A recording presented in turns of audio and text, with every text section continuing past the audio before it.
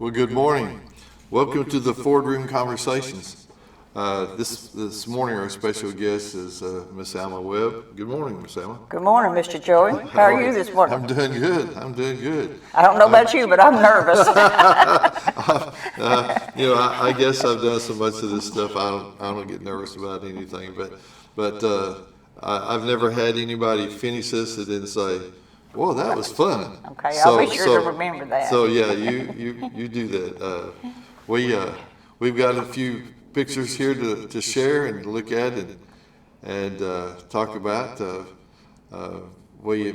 Miss Alma, you want to tell us a little bit about your childhood, where you were born, who your parents were? I sure can. I was born at Boardsville, and when you say Boardsville, first thing anybody says is upper or lower, and I don't know why that's upper or lower. I don't know why they distinguish that, But we lived in Lower Boardsville, about a mile from the gym, and I was born at home. Dr. Clopton delivered me, and my dad was so disappointed when I was born because I was supposed to be a boy, and I wasn't a boy.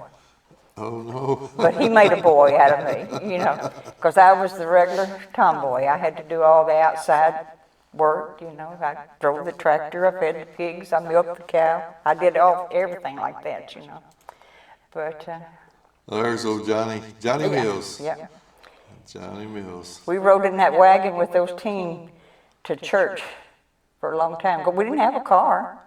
And I remember riding in that wagon, going to church. Oh, wow. And we go on and went up to, Preacher Simmons' store. Yeah.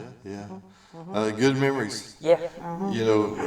Some people say the good old days. They might not have been the good old days, but there's some good memories. They were good memories. I'm blessed to be raised in Boardsville. Oh, yeah. Because we worked together and we farmed, and we were poor, but we didn't know it. Oh, no. No, we didn't know we was poor, because we raised all of our food. We had a big garden, and we put everything we possibly could, canned, and then raised hogs.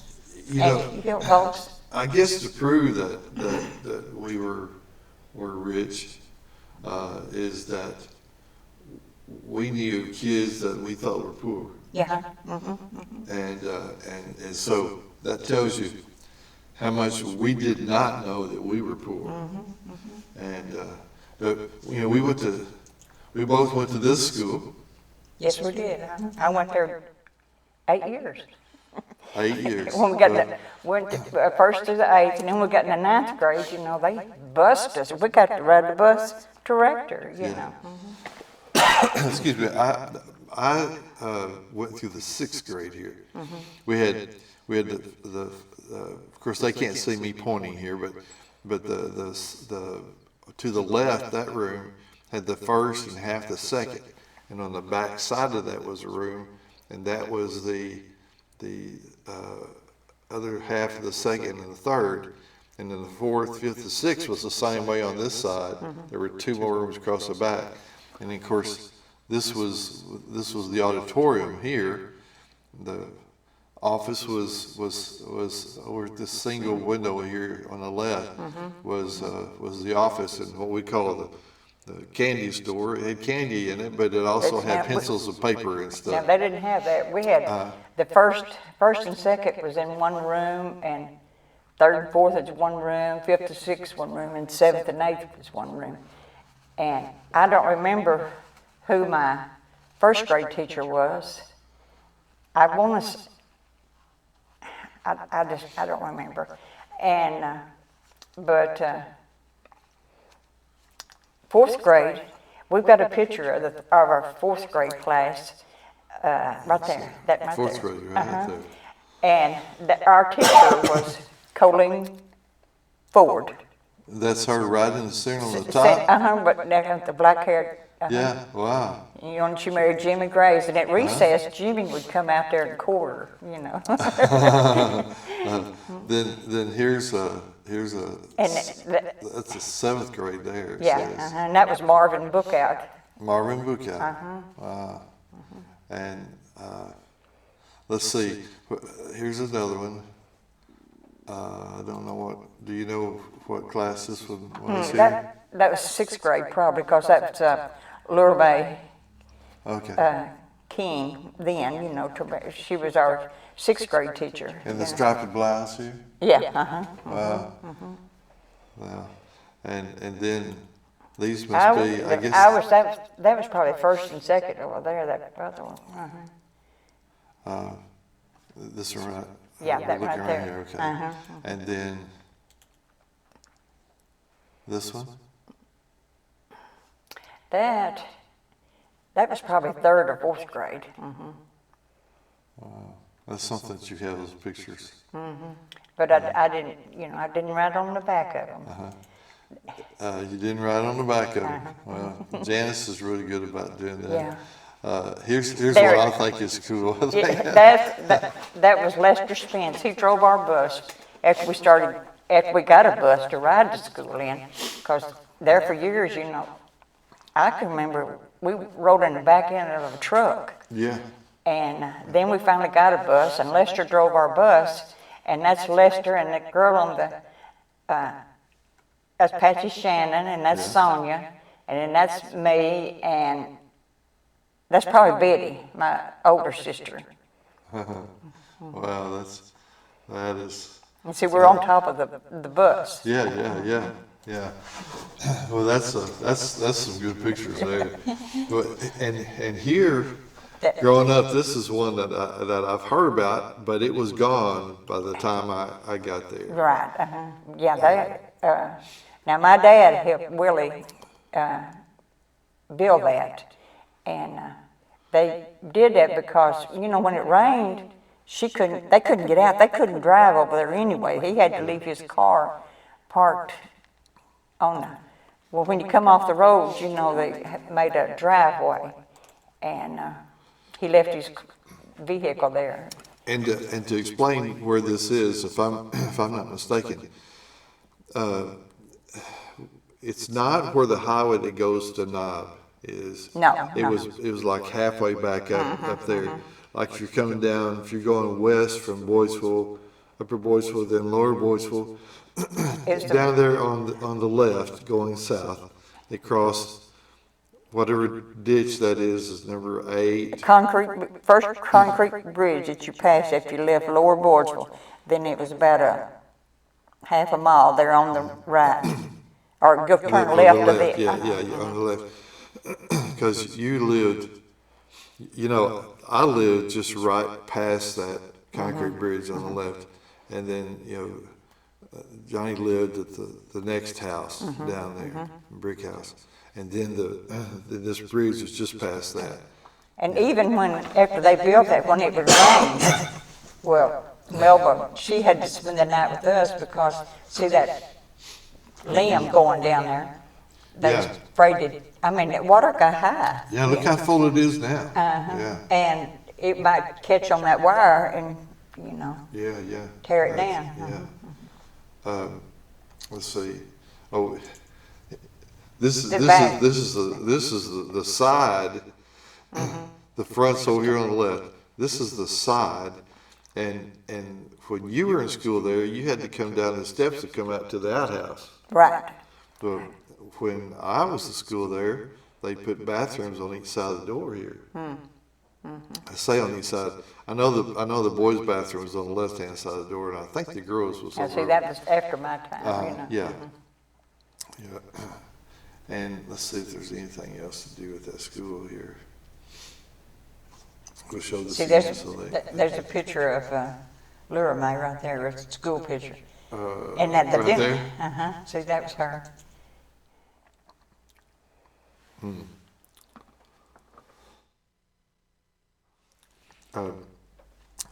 Okay, let's see here. Let's see what other. And that's Miss Allstead. You know, they had the Allstead grocery store. She right was, here? She was a teacher, but she wasn't. She was never my teacher. Okay. You know? And this one, I really like. I love that lady there. Pauline Mooring. She was the principal. You know, I never realized Beautiful that lady. until later. I used to go up to their house, Mr. Mooring. You know, he's one of those guys who could do anything, and I'd go up there and hang out with him. So who are these? Okay, Three that's, pretty ladies. that's me and my older sister Betty and the younger one Shirley. And, you know, and I've outlived both of them. Betty was the oldest. They was 3 years different from each one of us, you know.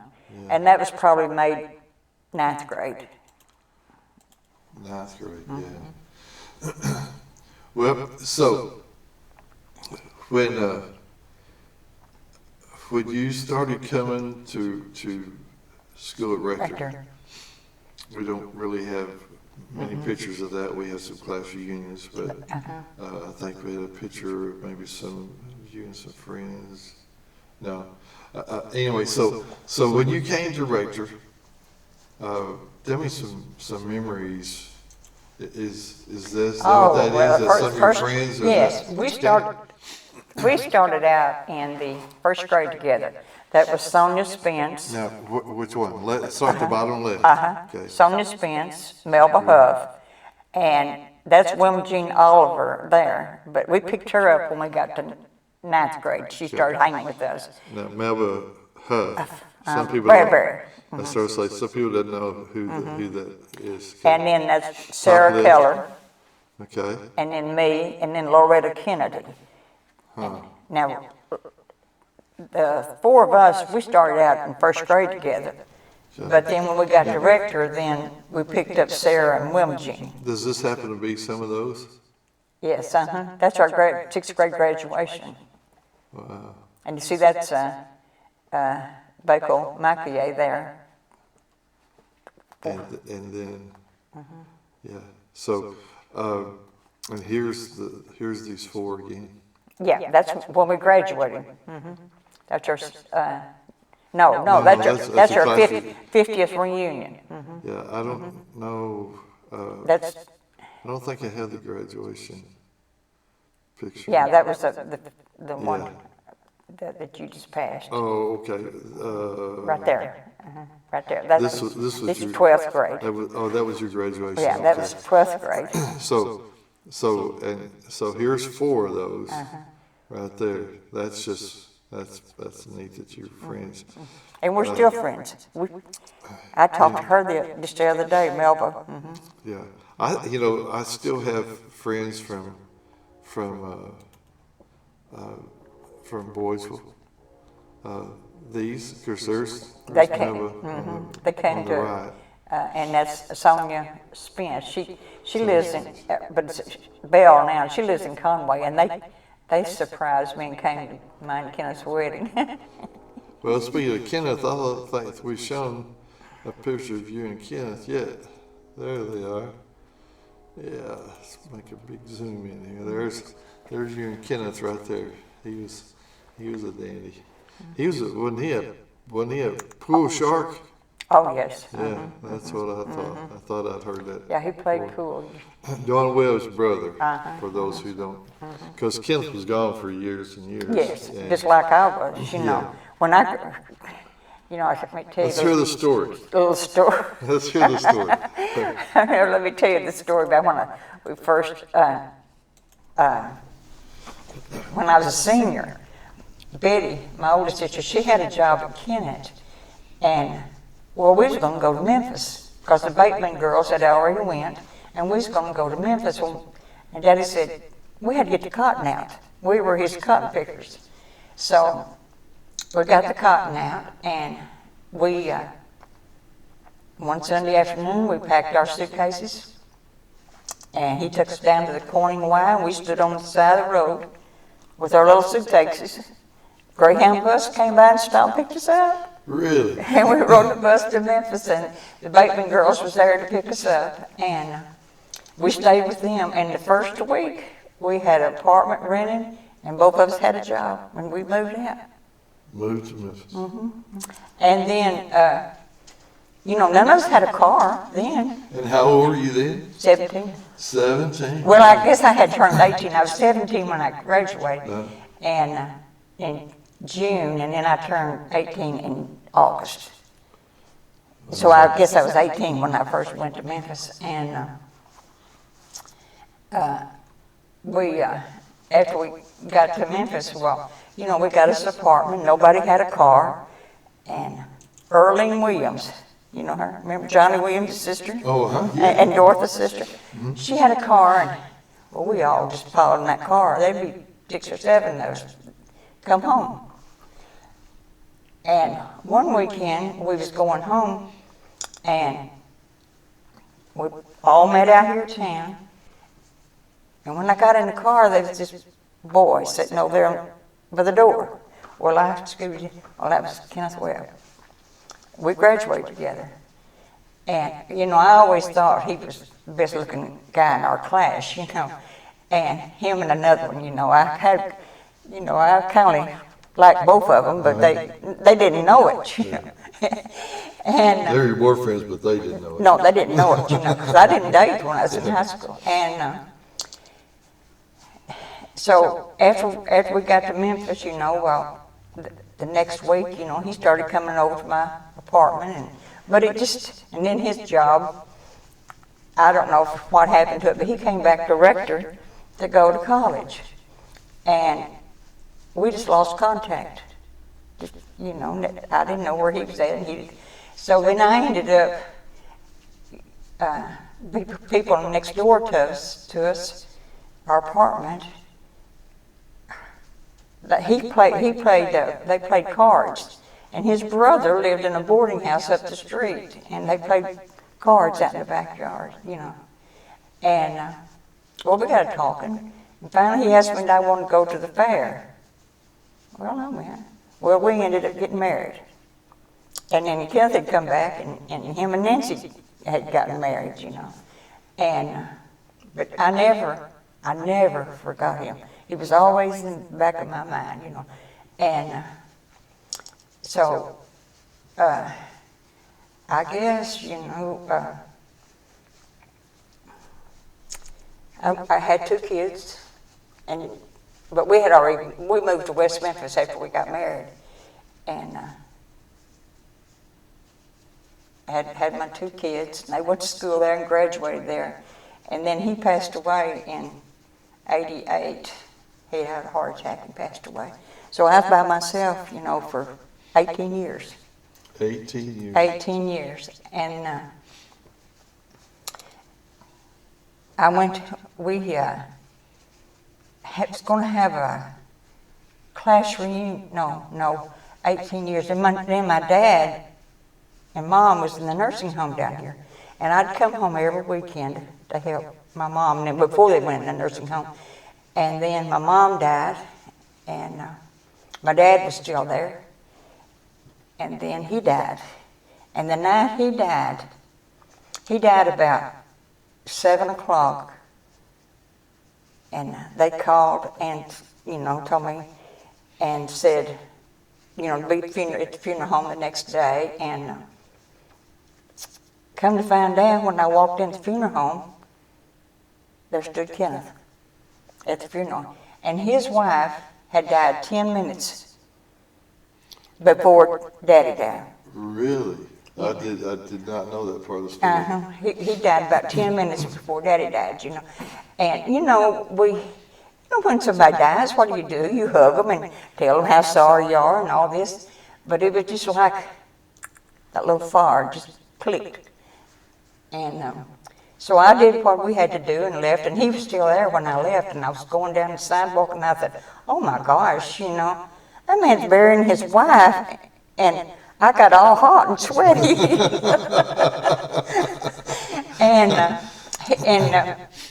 Then the next year we had a class reunion, and we started talking, and that was in September, and then in October, he was knocking on my door. He drove all the way from Cape Girardeau to West Memphis, and we dated for a year, and then we got married. Wow. Every weekend, I guess. Every weekend. You know, let me tell you, you know how he proposed to me? He'd come down there, or, you know, he'd come, or I'd go up there, or we'd meet in Blythe and go to a movie and eat, and he'd go home, and I'd go home. And finally one day he said, you know, we're going to have to do something other. And I thought, well, he's going to break up, you know, that's okay, you know. And he said, gasoline is going to $3 a gallon, and I'm wearing my car out. So we're going to have to do something. And I said, well, are you trying to ask me to marry you? And he said, well, that's about all you're going to get. So then we got married. Wow. And I lived, and I sold my house in West Memphis and moved to Cape Girardeau. And we stayed up there 4 years.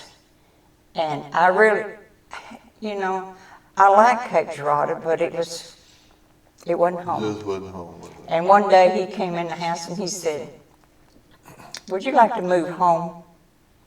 And he had been wanting to move home because he had, you know, been looking at some houses down here. And I said, you mean go back to Rector?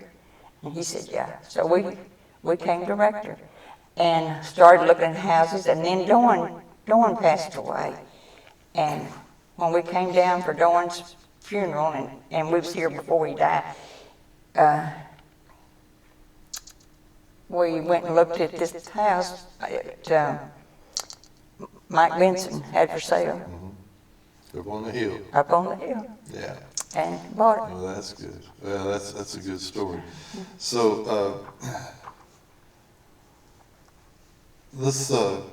yeah, that's really actually a really good story. So let's go back to, so you didn't ever actually get to run around at Rector. Oh, well, no, not really, but, you know, everybody, when we got it, my dad bought now Danny Ford's gonna like this, my dad bought a 1950 GMC truck, and I don't know, it was 50 or what, I was probably about 10 or 12 years old when he bought it, you know. Must have been like a 54 or 5.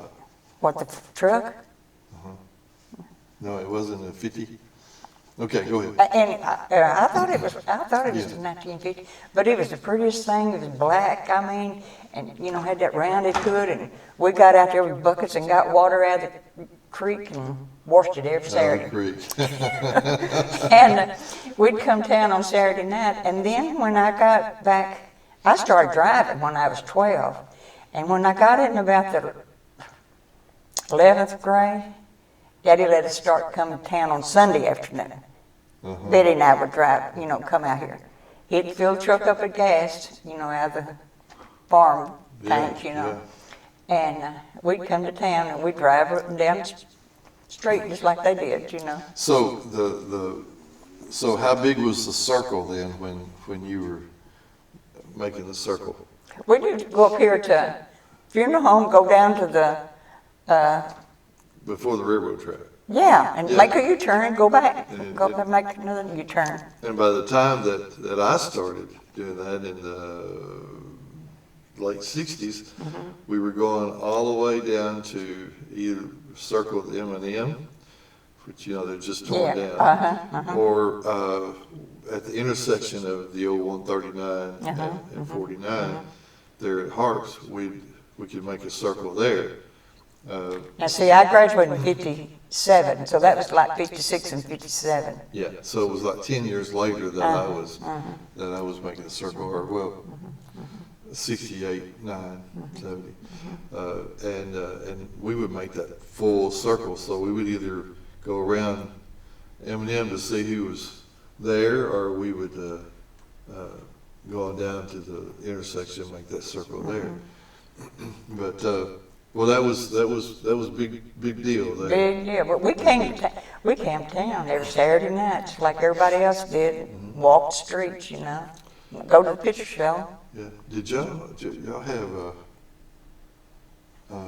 something called fire drill? Was it called a fire drill?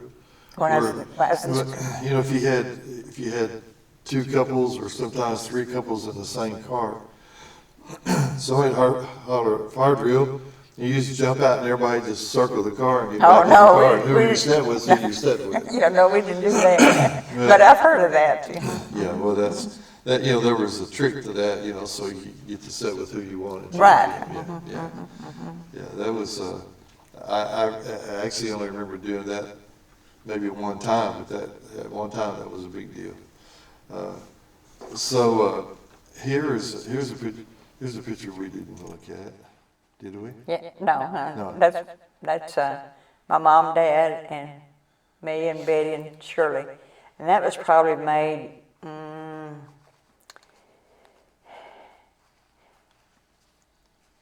maybe the 70s, 1970, somewhere around in there.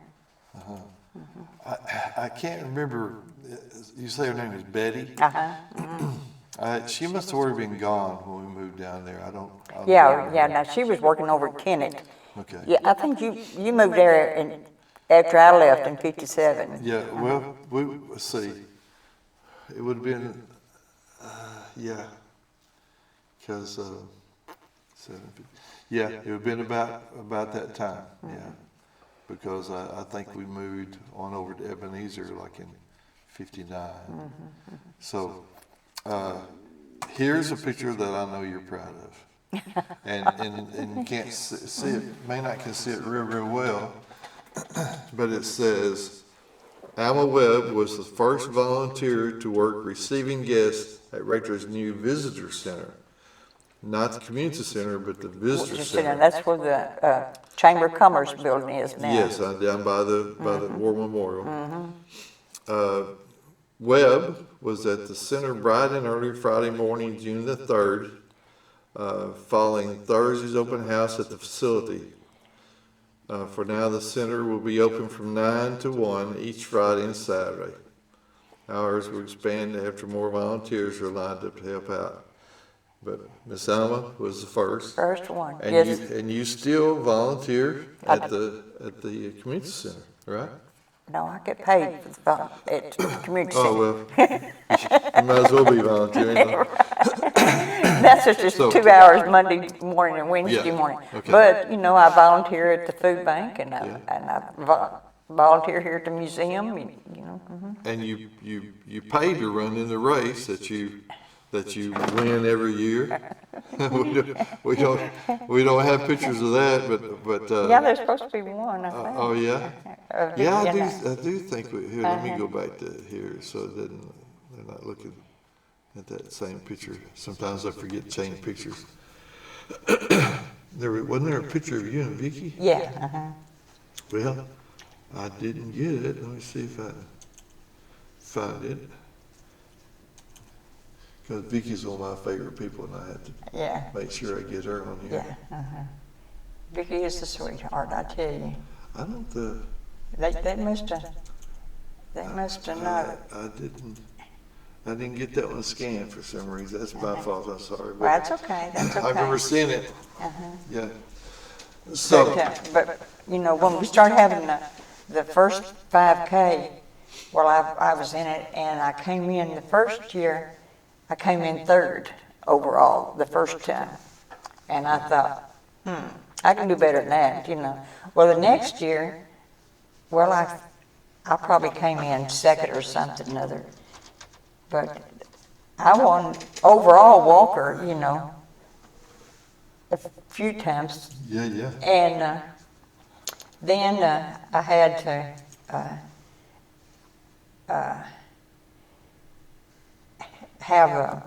I've got a monitor in, heart monitor.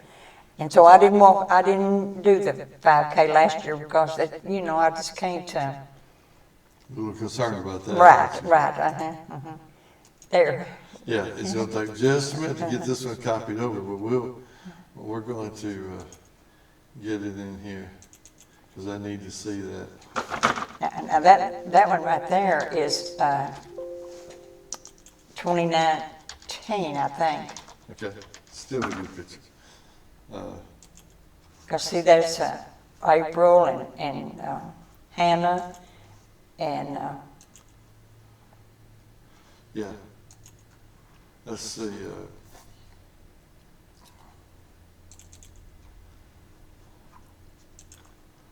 Now, there it is. Just took a little while to get it up there. Yeah, April and Christy. Todd Christy Ford. Yeah. But see, I came over the line. Oh, it's not Vicky either, is it? No, that's Hannah. Yeah. Okay. Vicky, she ran that year. Okay. Yeah. So she'd already crossed the line then, and yeah. Yeah. Well, I tell you, that 5K is amazing. It is. Because I can't walk across the room. Well, Vicki and I, we walked, well, we cut down. We was walking 3 miles just about every morning, but she's out of town. We've only walked like 2 mornings. No, we hadn't walked any this week because she hadn't been here, but last week we walked about 3 mornings, Wow. Well, So, I'm kind of like walking as I am driving. If I can ride, I'm going to ride, and if I can fly, I'm going to fly. one year we started out walking, and that was, I guess, that was another year that Vicki did. She walked with her sisters, I think it was, and so when we started to leave the starting line before we started to leave, his name Billy Scott? His mom lived there where Amy and him lives. Is that Scott? Stone, yeah. He came up and asked me if he could walk with me, and I said, well, I really don't. You can, but I really don't like to walk with people and talk. I concentrate on what I'm doing, He said, well, it's okay. I still want to walk with you. He said, you impressed me. I said, okay. So we took off, and directly I told him, I said, you're going to win the men's race. He said, really? How do you know? I said, well, you see any more men in front of us, I said, you watch the people in front of you, who's around you. And that was when the finish line was, you come in and you go down to the elementary, and it was down, you turn down that street that goes in front of the elementary. They had it there one year. And, well, he was just right there with me, and I thought, one of us is going to have to do something or other, and I'm not going to lose to him. So we got right there close to it. I turned around to him, I said, I'm sorry, Billy. And and he told everybody, he said, she told me she was sorry, and then she just blew me off. He said she wasn't sorry. She was going to win this thing. But I miss it. I really do. I love it, but I just, they told me I can't. Kids can't do that. I can't, push myself, Well, you think it's 65, you can still do that stuff. 55, what you talking about? Oh, 55, I'm sorry. Well, I tell you, I've enjoyed this. Oh, I have to. And I told you, everybody does enjoy it. It is most enjoyable, Anything else that you have on your list that you want to talk about? No. Oh, I didn't tell you how long I worked in Memphis. Oh. When I went to Memphis. And you didn't say what you did either. I worked at a laminating company. My first job, I started there in '57. We put the obituaries that was in the newspaper in plastic, made little bookmarkers, and mailed them out. And that's what I did. I mailed them out to people. We look in the obituary and find it. Then they put addresses in the obituaries. Now they don't put addresses. They just tell where you're from. So who did you do that for? It's called Permanent Records in Memphis. It is out by the fairgrounds. And I worked there from 1957 and to probably 2001.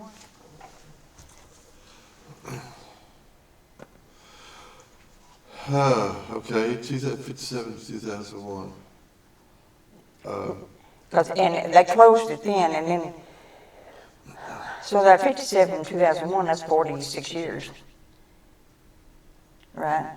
Yeah, but I'm still a little confused. So this company, they kept records. No, they subscribed for newspapers all over the United States, and we get in just stacks and stacks of papers every day. And there was about 12 people. You had Tennessee, Arkansas, Missouri, Kentucky. You had something other. But I didn't do that. I worked in, when people would order them, after I mailed them out, helped mail them out.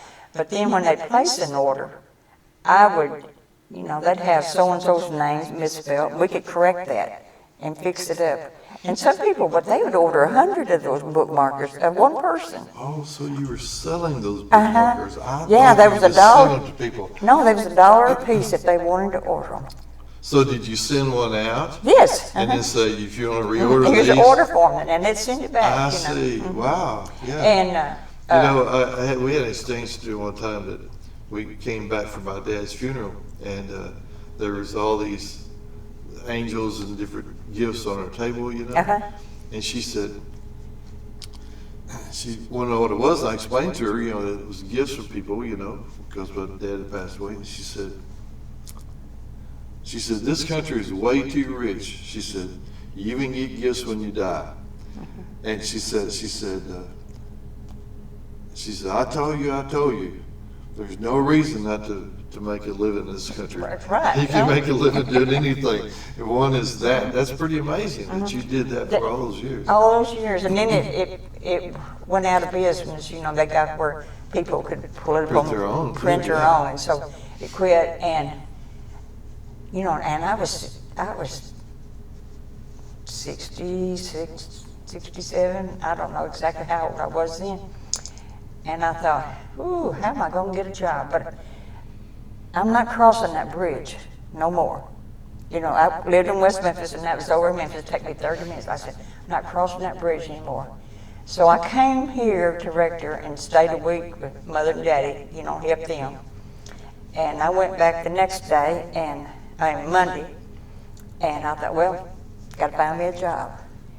And I went to several places there in not several, just a few places there in West Memphis. And so I thought, well, I think I'll just drive up to Marion. You know, that's just 5-6 miles up the road.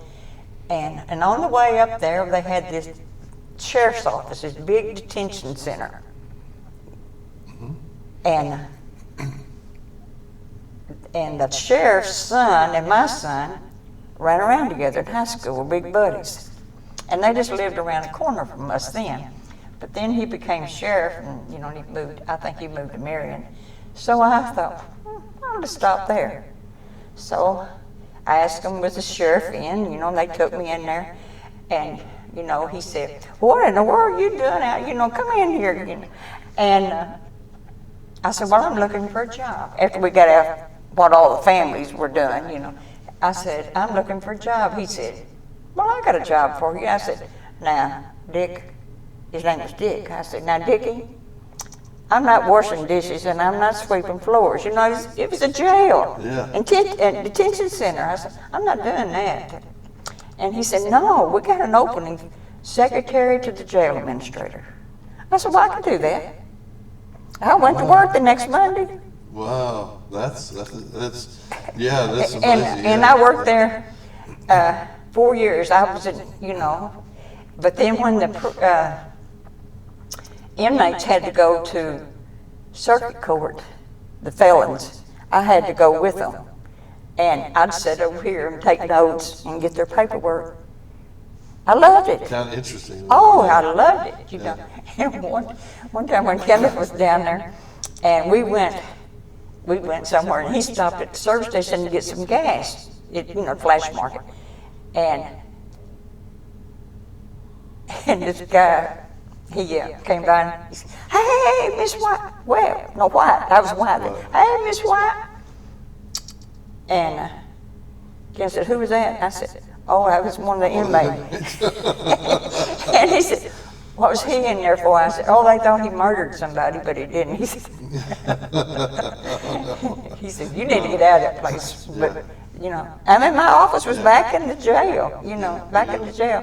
Well, Shelby transported, federal prisoners for a while. She really liked that. I loved it. I mean, it was very interesting, Mm-hmm.